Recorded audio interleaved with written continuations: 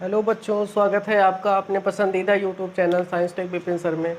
बच्चों, आज हम क्लास 12th केमिस्ट्री के एक महत्वपूर्ण टॉपिक को पढ़ने वाले हैं, जो कि है हमारा आदर्श और अनादर्श विलयन, आइडियल और नॉन आइडियल सॉल्यूशन। आज इसी के बारे में हम लोग बात करने वाले हैं, आदर्श और अनादर्श विलयन के बारे में। आदर्श और अनादर्श विलयन टोटली जो बेस्ड है वो राउल्ट के नियम पर है, राउल्ट के नियम पर ही आधारित होता है। और इसके ठीक पहले वाले वीडियो लेक्चर में हमने राउल्ट के नियम पर ही बात करा था कि राउल्ट का नियम कहते किसे हैं, राउल्ट के नियम पर कितना दाब लगता है, किस किस कर कौन कौन सी क्वांटिटी पर डिपेंड होता है। तो इन सभी के बारे में हमने बात करा था। तो अगर आप राउल्ट के नियम वाली क्लास नहीं देखे हैं तो प्लीज़ ज़रूर से ज़रूर वो क्लास देखिए, क्योंकि जब उस क्लास को आप देखेंगे तो आपको आदर्श और अनादर्श विलयन का कंसेप्ट बहुत आसानी से समझ में आएगा। तो अगर हम आदर्श विलयन की बात करें कि आदर्श विलयन क्या होता है, तो हम सिंपल में कहते हैं कि वह विलयन, आदर्श विलयन के बारे में हम सिंपल कहते हैं कि वह विलयन जो सभी ताप और दाब सांद्रता पर राउल्ट के नियम का पालन करता है उसे हम आदर्श विलयन कहते हैं, और जो सभी ताप और दाब पर राउल्ट के नियम का पालन नहीं करता है उसको हम अनादर्श विलयन कहते हैं। अब डेफिनेशन में सीधे ये आ रहा है कि राउल्ट के नियम का पालन करता है, तो हमें सबसे पहले राउल्ट के नियम को ही बहुत विस्तार से पढ़ना होगा, तो जिसको हमने अपने पहले वाले वीडियो लेक्चर में पढ़ाया है, इसीलिए ज़रूरी है कि उसको देख लीजिए। अगर हम थोड़े से राउल्ट के नियम के बारे में बात करें तो राउल्ट के नियम जो था वो वाष्पशील द्रवों के विलयन के लिए लागू होता था, और उसमें कहा गया था कि वाष्पशील द्रव के विलयन में किसी घटक का मोल अंश जो होता है वह विलयन के पृष्ठ पर लगने वाले उस घटक के कारण वाष्प दाब के अनुक्रमानुपाती होता है। किसी घटक के जो मोल अंश होता है विलयन में, वह उस घटक के कारण विलयन के ही पृष्ठ पर लगने वाले वाष्प दाब के अनुक्रमानुपाती होता है। जिसमें हमने बात करा था कि जैसे विलयन में दो घटक हो गए, एक P1 एक P2, तो P1 डायरेक्टली प्रोपोर्शनल x1 होगा और P2 directly proportional to x2 होगा। अगर हम यहाँ पर बात करें तो यहाँ पर हम आया था P बराबर P1 नॉट x1 और P2 बराबर आया था P2 नॉट x2। जहाँ पर अगर हम P1 को विलायक माने और P2 को विलेय माने तो कह सकते हैं कि जहाँ P1 नॉट विलायक की शुद्ध अवस्था में वाष्प दाब है, मतलब विलायक में जब विलेय पदार्थ को नहीं मिला था तब का उसका वाष्प दाब है। इसी प्रकार P2 नॉट जब विलेय अकेले था अर्थात वह शुद्ध अवस्था में था तब उसके कारण ये वाष्प दाब था। तो ये हमारा राउल्ट का नियम है। अब हम बात करते हैं कि आदर्श विलयन क्या होता है। तो हमने कहा कि वह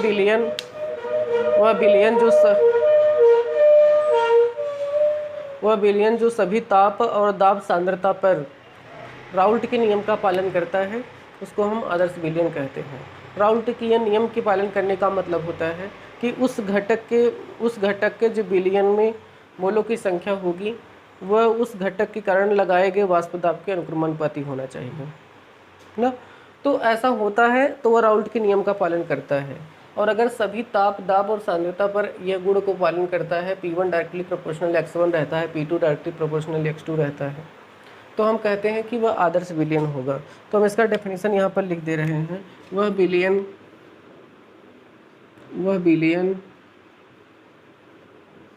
वह विलयन जो सभी ताप और दाब पर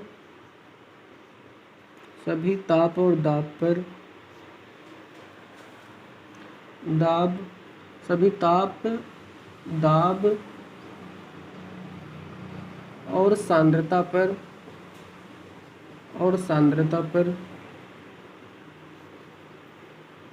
और सांद्रता पर राउल्ट के नियम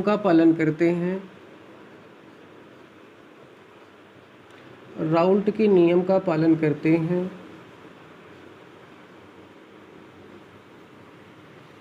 करते हैं, उसे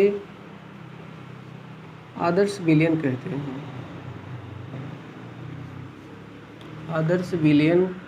हैं।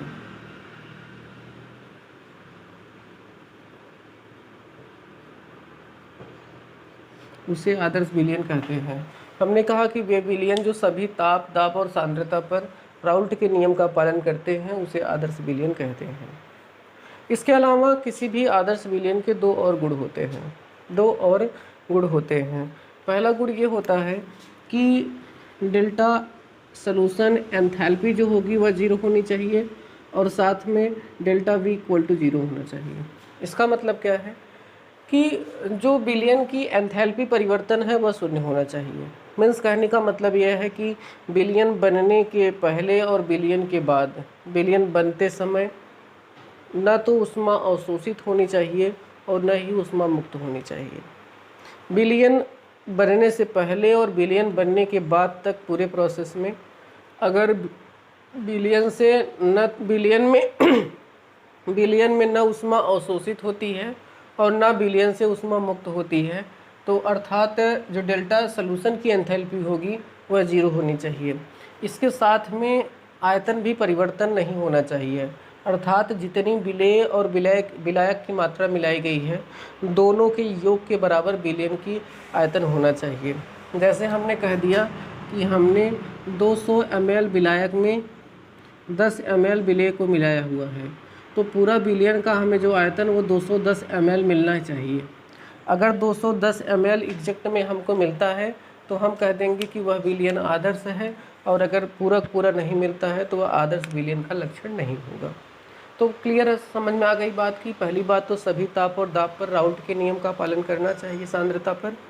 दूसरी बात की बिलियन में कोई भी एंथैल्पी परिवर्तन नहीं होना चाहिए और साथ में बिलियन का आयतन में भी कोई परिवर्तन नहीं होना चाहिए, अर्थात बिलियन का संपूर्ण आयतन विलायक और विलेय के आयतन के योग के बराबर होना चाहिए।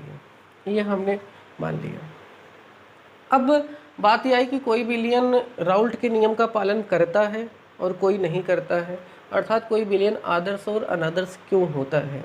अब हम इसके बारे में बात करने वाले हैं कि कोई बिलियन आदर्श और अनादर्श क्यों होता है, कि कोई बिलियन आदर्श और अनादर्श क्यों होता है।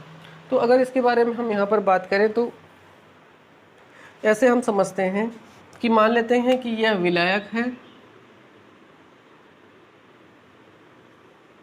मान लेते हैं विलायक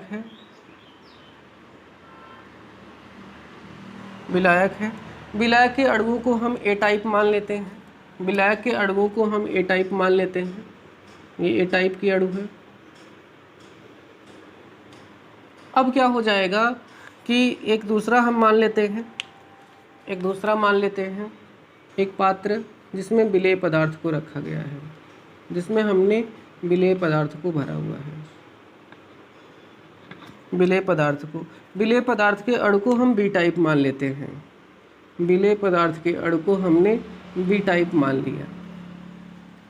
अभी तक विलायक भी प्योर अवस्था में है और विलेय भी प्योर अवस्था में है। मीन्स न तो विलायक को विलेय में डाला गया है, तो जब विलायक को विलेय में नहीं डाला गया है, विलेय को विलायक में नहीं डाला गया है, तो अभी तक सॉल्यूशन नहीं बना है, विलयन नहीं बना है। जब तक विलयन नहीं बना होता है तो क्या होता है कि यहाँ पर जो ए के विलायक के अणु होते हैं वे विलायक के अणुओं के कारण केवल अन्योन्य क्रिया होती है, केवल विलायक के अणुओं के बीच में आपस में इंटरेक्शन होता है।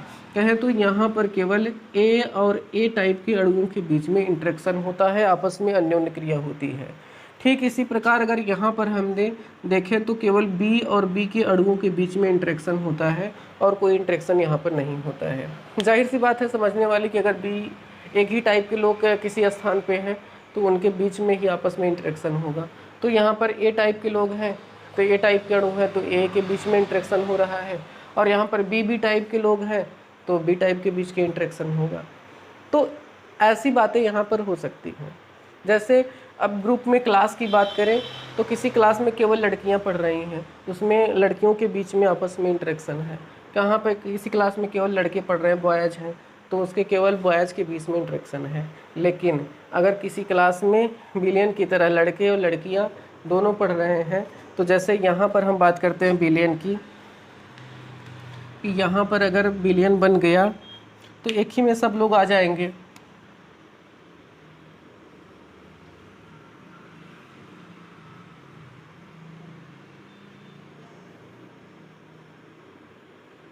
ये बिलियन बन गया, ये बिलियन बन गया। अब यहाँ पर समझते हैं कि अगर बिलियन बना है तो जाहिर सी बात भी इसमें विलायक की भी मात्रा होगी और विलेय की भी मात्रा होगी, विलेय की भी मात्रा होगी। तो हमने ये कहा कि अगर जब सेपरेट अलग अलग थे तो अलग अलग केवल पर्सन था, लेकिन अगर किसी क्लास में लड़के और लड़कियां एक में बैठी हैं तो संभावना है कि लड़के और लड़कियों के बीच में, लड़के और लड़के के बीच में इंटरेक्शन हो, मीन्स ए के बीच में इंटरेक्शन हो, लड़की और लड़की के बीच में भी इंटरेक्शन हो सकता है, मीन्स बी और बी के बीच में इंटरेक्शन हो सकता है, सॉरी लड़की और लड़की के बीच में इंटरेक्शन हो सकता है, तो बी हो गया। साथ में लड़का और लड़की के बीच में भी इंटरेक्शन पॉसिबल होता है, तो यहाँ पर वह ए बी टाइप का हो जाएगा। मतलब बिलियन बनने के बाद एक ही बिलियन में 3 प्रकार के बल लगने शुरू हो जाएंगे। 3 प्रकार में अणुओं के बीच में आपस में अन्योन्य क्रिया होगी। कौन सी अन्योन्य क्रिया हो सकती है? यहाँ पर ए बी के बीच में अन्योन्य क्रिया हो सकती है बिलियन बनने के बाद, बी और बी के बीच में अन्योन्य क्रिया हो सकती है, तथा साथ में ए और बी के बीच में भी अन्योन्य क्रिया हो सकती है। ऐसी अन्योन्य क्रियाएं आपस में पॉसिबल होती हैं। इंटरेक्शन लगता है, इंटरेक्शन मतलब होता है कि अणुओं के बीच में जो आकर्षण बल, रिपल्सन फोर्स, आकर्षण बल, प्रतिकर्षण बल, तो जो भी यहाँ पर बल लगते हैं, वांडर वाल बल लग सकता है, जितने भी टाइप के बल पॉसिबल होते हैं सब यहाँ पर इनके बीच में लगते हैं। तो हमने ये कहा कि इनके बीच में 3 प्रकार के इंटरेक्शन होते हैं। अब बिलियन आदर्श कैसे होगा इसके बारे में बात करें तो अगर किसी बिलियन के लिए, यदि किसी बिलियन के लिए हम बात करें कि विलायक विलायक के अणु के बीच में जितना इंटरेक्शन है ठीक उतना ही इंटरेक्शन, उतना ही अन्योन्य क्रिया बी और बी के बीच में होना चाहिए, मतलब विलेय और विलेय के अणुओं के बीच में होना चाहिए, और ठीक उतना ही अन्योन्य क्रिया विलायक और विलेय के अणुओं के बीच में भी अगर होता है, जितना इनके बीच में अन्योन्य क्रिया हो रही है ठीक उतना ही अगर विलायक और विलेय के बीच में होता है तो हम कह सकते हैं कि वह बिलियन, तो हम कह सकते हैं कि बिलियन आदर्श होगा, बिलियन आदर्श होगा। तो हम कह सकते हैं कि बिलियन आदर्श होगा। हमने यहाँ पर कह दिया कि बिलियन ये आदर्श है। तो ये आदर्श बिलियन हमने बात कर लिया। अब कौन से बिलियन ऐसे आदर्श होते हैं, कौन से बिलियन आदर्श होते हैं? देखिए, अगर आदर्श की बात करी जाए तो आदर्श कोई नहीं होता है। अब वो चाहे एक आइडियल ह्यूमन बींग्स की बात करें, एक आदर्श मनुष्य की बात करें, कोई आदर्श बिलियन की बात करें, कोई आदर्श द्रव की बात करें, कोई आदर्श गैस की बात करें, कोई आदर्श कृष्णपिंड की बात करें, कोई आदर्श प्रत्यास्थ वस्तु जो होती है आइडियल, कोई भी वस्तु कभी भी आइडियल नहीं होती है। कोई भी, न तो कोई आदर्श द्रव है, न तो कोई आदर्श गैस है, न तो कोई आदर्श आदमी है, कोई नहीं होता है। नियर अबाउट किसी को हम लगभग आदर्श मानते हैं।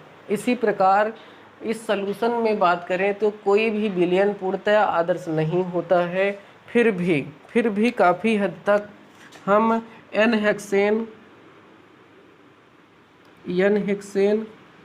और एन हेप्टेन के बिलियन को आदर्श मानते हैं। इसी प्रकार क्लोरोमेथेन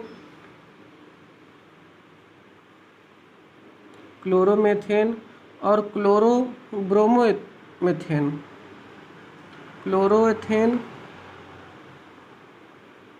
और ब्रोमोएथेन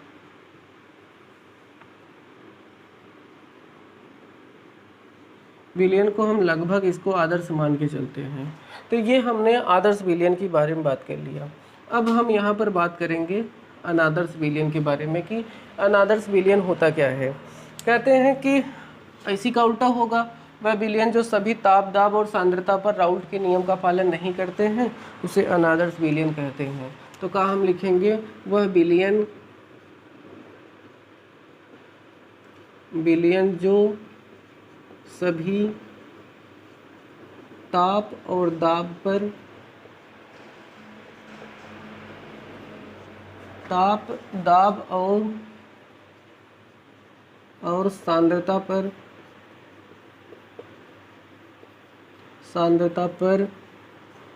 राउल्ट की नियम का नियम का पालन नहीं करते हैं उसे अनादर्श विलयन कहते हैं।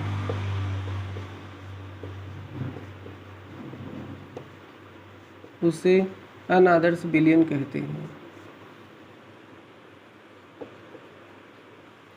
अनादर्श विलयन कहते हैं। अब अनादर्श विलयन भी दो प्रकार के होते हैं। अब हमने क्या कहा कि अनादर्श विलयन भी दो प्रकार के होते हैं। कैसे दो प्रकार के होते हैं? तो देखिए, अब हमने कहा कि राउल्ट के नियम का पालन नहीं करना चाहिए। ये यहाँ से अगर हम समझे P1 directly proportional x1 means जैसे जैसे x1 की वैल्यू बढ़ेगी, मोलों की संख्या बढ़ेगी, ठीक उसी रेट से ये वाष्प दाब भी बढ़ता चला जाएगा।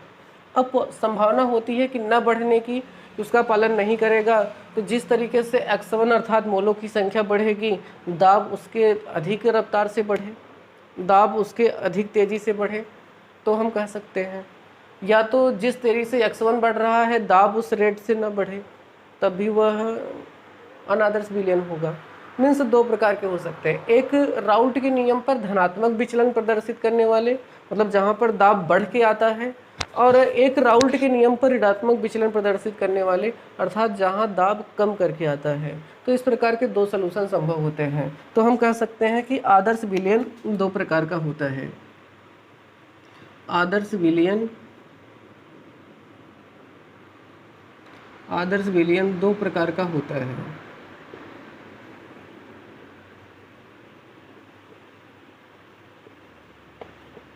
आदर्श विलयन दो प्रकार का होता है। पहला धनात्मक विचलन प्रदर्शित करने वाले, धनात्मक विचलन, और दूसरा हमारा होता है ऋणात्मक विचलन। दूसरा हमारा होता है ऋणात्मक विचलन। तो ये हमने बात कर लिया कि दो प्रकार के अनादर्श विलयन होते हैं। अब एक के बारे में हम बात करते हैं कि धनात्मक विचलन कब प्रदर्शित करें।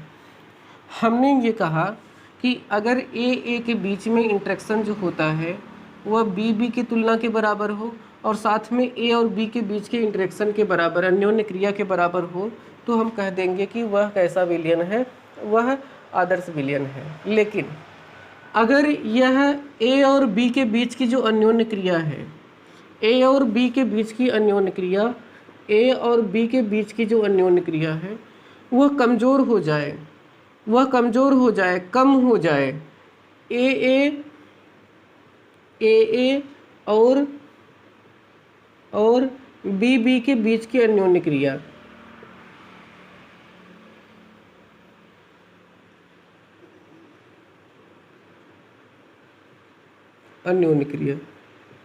कहा कि विलायक और विलेय के बीच में जो इंटरेक्शन लगेगा, जो अन्योन्य क्रिया होगी, वह अपेक्षाकृत कमज़ोर होगा विलायक और विलेय के बीच में, और विलेय और विलेय के बीच में। अर्थात ए बी का जो अंतराणविक अट्रैक्शन फोर्स होगा, इंटरेक्शन होगा, वह ए और बी की तुलना में अगर कमज़ोर होगा, तो हम कह देंगे कि वह विलयन जो होगा वह ऋणात्मक विचलन को प्रदर्शित करेगा। विलेय और विलायक का जो अनुपात होगा, इंटरेक्शन फोर्स होगा, वह विलायक और विलेय की तुलना में कम होता है। अगर हम धनात्मक विचलन का ग्राफ अगर बनाना चाहें कि धनात्मक विचलन का ग्राफ कैसे बनता है, तो हम इस प्रकार से ड्रॉ कर सकते हैं। आप देखेंगे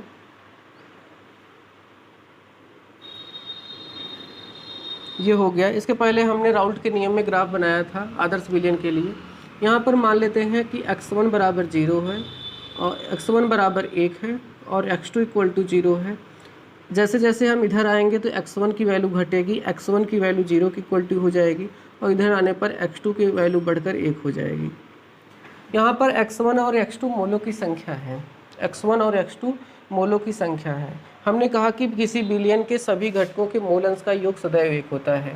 तो यहाँ पर दो घटक हैं और दोनों का योग 1 + 0 करेंगे तो 1 आएगा, जिसमें तो ये तो 0 है, केवल x1 है। इसका मतलब कि x1 मीन्स विलायक, मतलब इस लाइन पे अगर हम बात करें तो विलायक जो है अपने शुद्ध अवस्था में है। इसी प्रकार यहाँ पर दोनों का योग करेंगे तो 1 आएगा, इसका मतलब मोल अंश तो 1 है, लेकिन x1 की वैल्यू 0 है, x2 की वैल्यू 1 है। x2 1 होने का मतलब यहाँ पर विलायक जो है वो प्योर अवस्था में है। हमने कहा कि जब P1 नॉट और P2 नॉट विलायक और विलेय की प्योर अवस्था में वाष्प दाब है, तो अगर हम x1 का शुद्ध अवस्था में वाष्प दाब देखें तो P1 नॉट होगा, और x2 का शुद्ध अवस्था में वाष्प दाब देखें तो ये हमारा P2 नॉट होगा। अब हमने कहा कि P1 नॉट P2 नॉट की वैल्यू सबसे अधिक होती है, P1 नॉट और P2 नॉट की वैल्यू यहाँ पर होगी।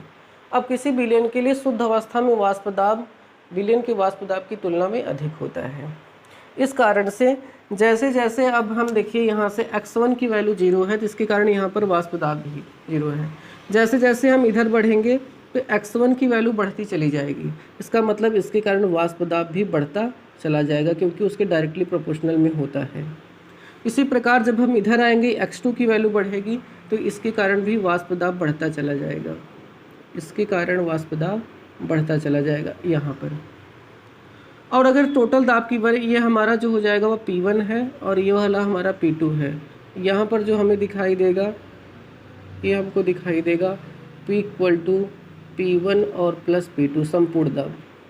अगर ऐसा ग्राफ बनता है तो हम कहते हैं कि वह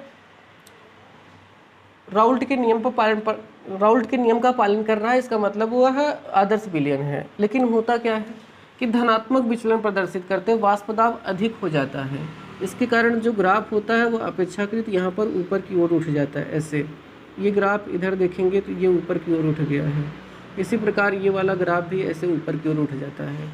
तो ये धनात्मक विचलन का ग्राफ हमने बना दिया। अब अगर हम कहें धनात्मक विचलन का ग्राफ होता है, इसके उदाहरण क्या होते हैं, तो उदाहरण में अगर हम कहें तो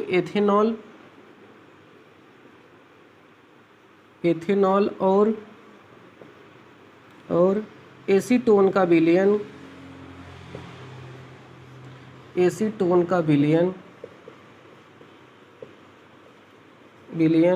धनात्मक विचलन प्रदर्शित करता है, धनात्मक विचलन प्रदर्शित करता है।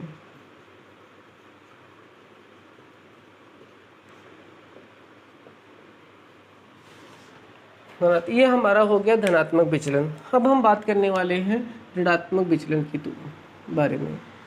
जैसे जैसे यहाँ पर कहें विलायक और विलेय की अन्योन्य क्रिया कमजोर हो जाती है, इसी उल्टा हम कह सकते हैं कि यहाँ पर विलायक और विलेय के बीच में इंटरेक्शन जो होता है अब वह कमज़ोर पड़ जाता है इन कंपैरिजन टू विलायक और विलेय के बीच में इंटरेक्शन के, विलायक और विलेय के अन्योन्य क्रिया के। अगर ऐसा हो गया तो वह विलयन कैसा हो जाएगा, तब जाके वह विलयन जो हो जाएगा वह ऋणात्मक विचलन प्रदर्शित करेगा, ऋणात्मक विचलन प्रदर्शित करेगा। आप सीधे सीधे अंतर देख रहे हैं कि यहाँ पर विलायक और विलेय की अन्योन्य क्रिया कम थी, विलेय और विलायक के। यहाँ पर विलेय और विलायक के बीच की अन्योन्य क्रिया जो है, विलेय और विलायक के बीच में जो अन्योन्य क्रिया है वह विलेय और विलायक की तुलना में कम हो गई है, तो इसलिए वह ऋणात्मक विचलन है। ठीक इसका यहाँ पर उल्टा है। अगर ठीक इसी तरह इसका हम ग्राफ भी बनाना चाहें तो ग्राफ आप देख सकते हैं किस प्रकार से ग्राफ बनेगा। यहाँ पे ग्राफ देख सकते हैं, यहाँ पर ठीक x1 = 1 होगा, x2 = 0 होगा, यहाँ पर x1 = 0 होगा और x2 = 1 होगा। अगर शुद्ध अवस्था में यहाँ पर विलायक है तो इसका दाब जो होगा वह P1 नॉट होगा, और यहाँ पर विलेय शुद्ध अवस्था में है तो इसका दाब P2 नॉट होगा। जैसे जैसे इधर बढ़ेंगे तो विलेय की मात्रा बढ़ेगी तो उसके कारण वाष्प दाब भी बढ़ेगा। जैसे जैसे इधर हम बढ़ेंगे तो विलेय की मात्रा बढ़ेगी तो उसका वाष्प दाब भी बढ़ेगा। ये हमारा टोटल दाब यहाँ से मिल जाएगा। टोटल दाब P = P1 और प्लस P2। ये वाला हमारा P1 का ग्राफ है, ये वाला हमारा P2 का ग्राफ है। ऐसा होता तो विलयन आदर्श होता, लेकिन विलयन तो आदर्श है नहीं, तो इसलिए वह ऋणात्मक विचलन प्रदर्शित करता है। इसका मतलब वाष्प दाब कम होता है। वाष्प दाब कम होता है तो ग्राफ ऐसे नीचे गिर के आएगा।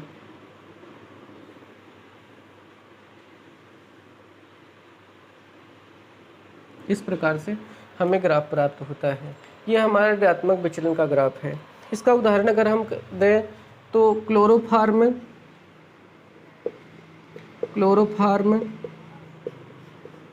और एसीटोन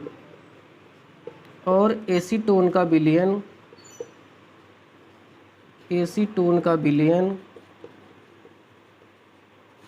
ऋणात्मक विचलन प्रदर्शित करता है। ऋणात्मक विचलन प्रदर्शित करता है।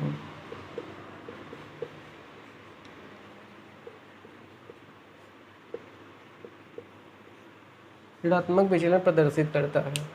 तो भाई लोग, ये था आज की क्लास जिसमें हमने आदर्श और अनादर्श विलयन के बारे में कंप्लीट बात किया। फिर भी अगर इस टॉपिक को लेकर आपके मन में कोई डाउट्स है तो प्लीज़ कमेंट सेक्शन में कमेंट करके पूछिए। और अगर आपको और कोई टॉपिक पढ़ना है या जानना है तो उसके लिए कमेंट करिए कि हमें सर इस क्लास पे वीडियो बनाइए, इस लेक्चर इसकी वीडियो हमको दीजिए, तो हम उसकी भी वीडियो बनाएंगे।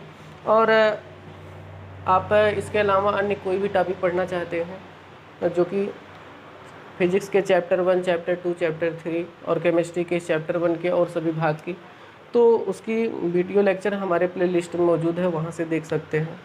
अगर आपको ये कंटेंट अच्छा लग रहा है, जो हमने पढ़ाया वो आपको अच्छा लगा, तो प्लीज़ वीडियो को लाइक करें और शेयर करना ना भूलें। और अपने दोस्तों के पास ज़रूर शेयर करें इसको, ताकि उनको भी इसका लाभ मिल सके और हमें भी अच्छा लगेगा कि जो हमने आपको कंटेंट पढ़ाया वो आपको अच्छे तरीके से समझ में आ रहा है। तो अपना आत्मविश्वास बढ़ता है, ताकि और अच्छे से मैटर आपके लिए हम ला सकें। तो मिलते हैं नेक्स्ट क्लास में इसके आगे का टॉपिक लेकर। तब तक के लिए धन्यवाद, नमस्कार आपका।